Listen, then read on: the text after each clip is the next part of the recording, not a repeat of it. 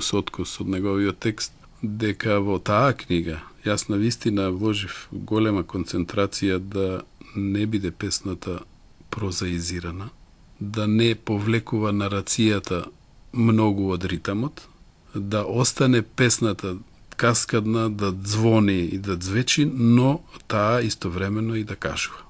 Мислам дека во таа книга до тој период најмногу се постигна во густината на текстот, во густината на поетското кажување, и затоа во таа книга и песните се релативно пократки, нема песна поголема од 2-30 стихови, и мислам дека таа густина и таа енергија што се вложи за да се дојде до таква една густина, потоа не се повтори во друга книга, затоа што јас сакав да истражувам и други пластови на поетското кажување, кои што ќе му дадат повеќе оддишка на медитативниот, филозофскиот и на другиот пласт во собственото откривање на некоја тема.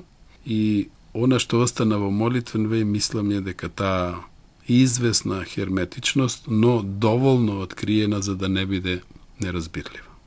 Академиката Ќулавкова тврди дека во таа песна Рекам во дискретна врска се доведени јазикот и водата, песната и митот за водата и за создавањето на светот и човекот.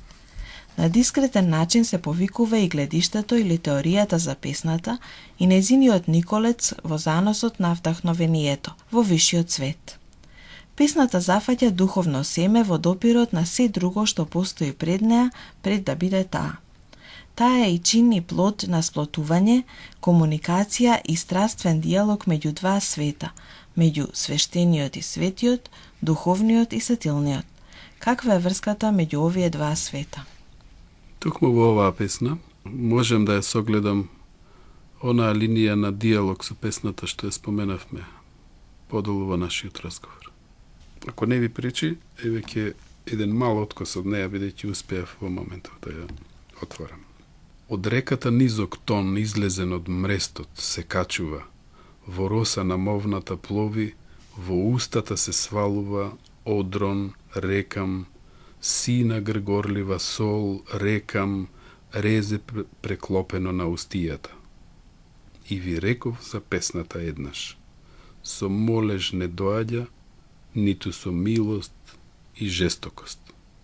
Овој согледан и прифатен начин на диалог во самата тема, со самата песна, успеа во таа книга и во неколку други книги да создаде една ситуација на есеистичност во самата песна. Тоа мојата почитувана пријателка Катица Ќулавкова многу убаво го согледа во нејзиниот текст и мислам дека е сосема на место нејзината забелешка, односно нејзиното уверување дека таа песна е една од тие кои што го проблематизира свештеното и светото, исто така го проблематизира и дневното и неземното.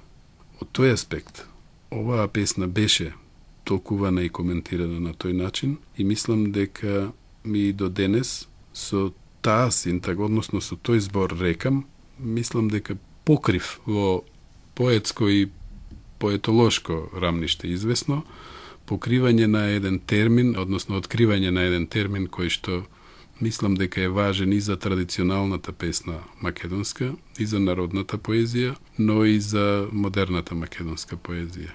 Спојот меѓу звукот и знакот во едно место. За Евтим Клетников, вашата поезија е обид од темнината да се дојде до светлината. Според Слободан Мицковиќ, тоа е поезија на сеќавањето и паметењето, кое не се бори со заборавот, туку го сваќа како своја компонента.